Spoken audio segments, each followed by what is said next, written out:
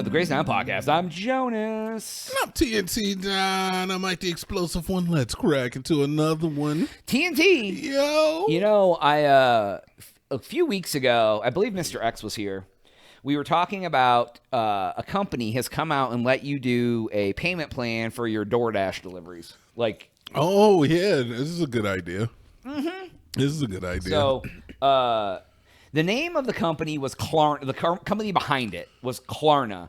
It is I think it's a Swedish company or something. So basically, they let you do payment plans for stuff, and DoorDash was one of them, which is ridiculous because you're not only are you buying $40 wraps on DoorDash because of the fees, if you can't buy your DoorDash, don't buy DoorDash. Make some macaroni and cheese, man. You can't buy DoorDash. You definitely can't buy it with interest. Right, exactly. So it's let's not do that. It's make some minute rice, make a pack of ramen, make anything. I ain't gonna tell poor people how to live, man. Yeah, but you do you.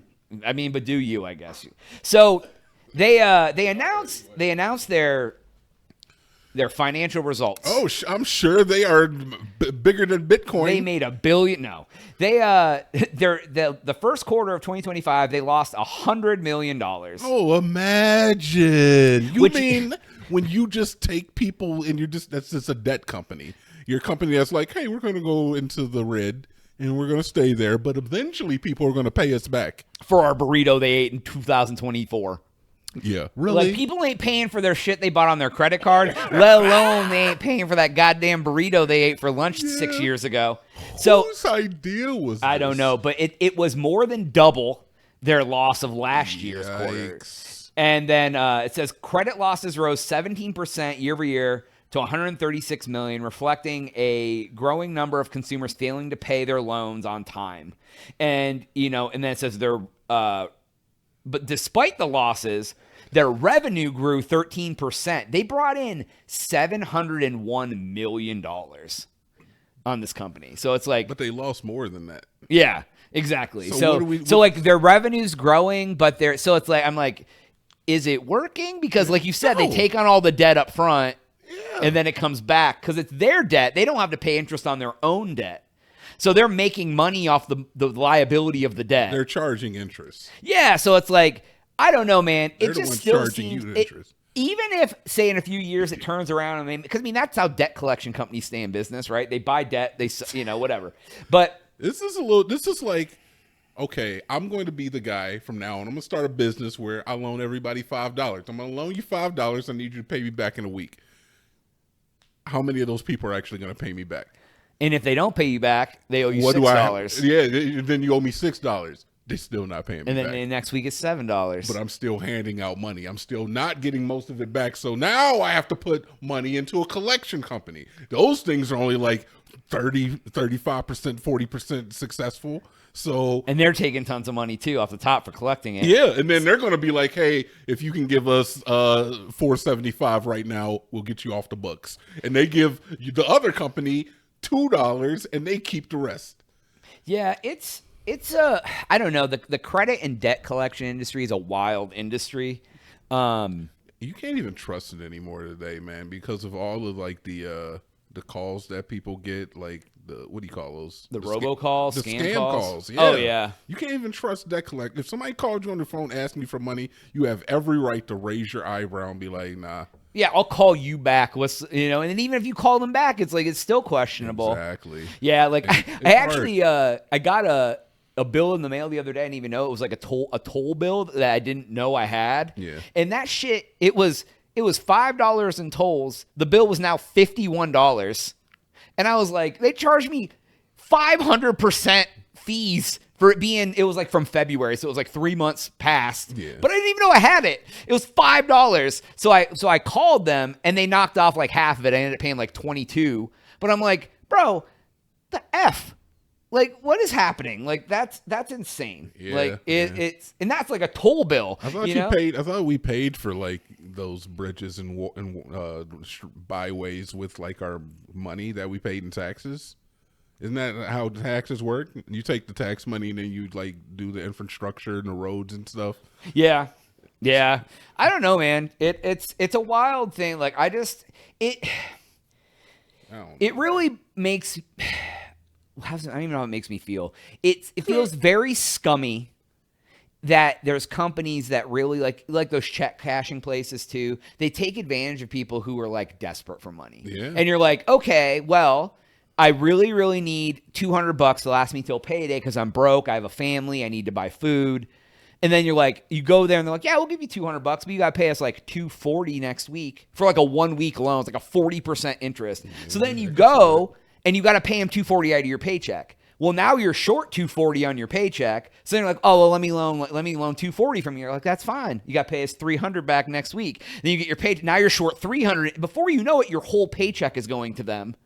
And then you're not even able to pay them back because of the interest. And it's like, but it's like you get into that cycle and it's like, well, shit. Like, yeah. I will have to say is that I did when I was poor. I was good at being poor. You know what I'm saying? I could make $5 stretch for a week. Prices were different then. Obviously, it must be like just so much harder to be what do you call that? Monetarily disadvantaged at this point in time because prices. Is that the proper way of saying poor nowadays? I don't know. Monetarily disadvantaged. Is that Jesus? I was like, okay, all right. I don't know. It's got to be hard nowadays, man. Prices are crazy. Yeah. Like, I don't know. Yeah. So. It was funny though. I was looking at like my like salary history at my job because I've been there like quite a while. And like when I started at that job, I was making like $26,000, and I was like, bro, like what the F is happening? Like, but then I did like the comparison of like when I started now, and it was with inflation that would have been about 40,000 back then. I'm like, oh, it's like a starting entry level job. Like that's not too bad, I guess. But like just looking at that, I'm like, holy shit, like $26,000 like got me by back then. I was able to live. Yeah. And I'm like, that's insane. Thinking about trying to live on $26,000 now. Jonas never had to buy rice. that big old $26,000 salary got Jonas, me. how much could a banana be, man? How much could the bananas be? How much could a banana be, bro? I don't know. I have no idea how much a banana could possibly be. Yeah, I don't know. I do remember being broke. I remember the double cheeseburger for $1 keeping me alive. You know, maybe not the most healthy thing, but it was sustenance.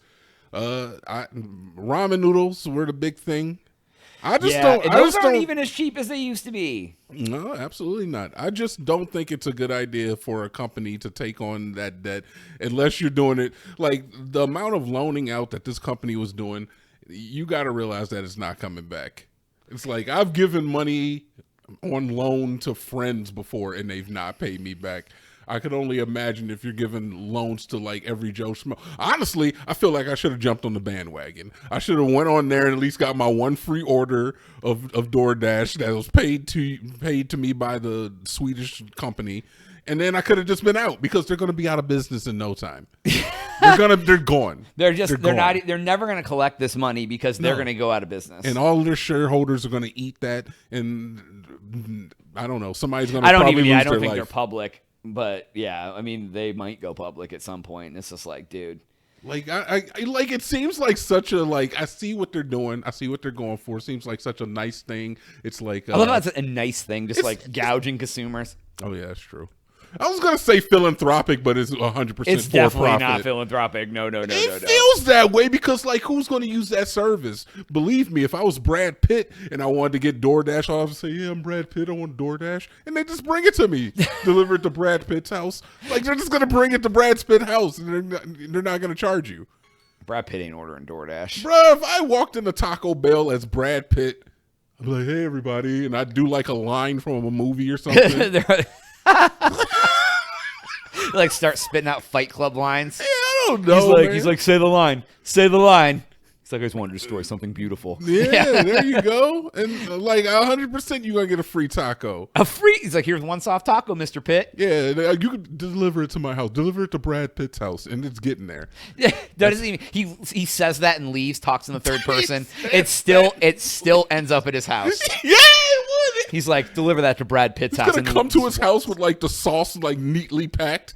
They're holding it like a towel in front, like, here, Mr. Pitt.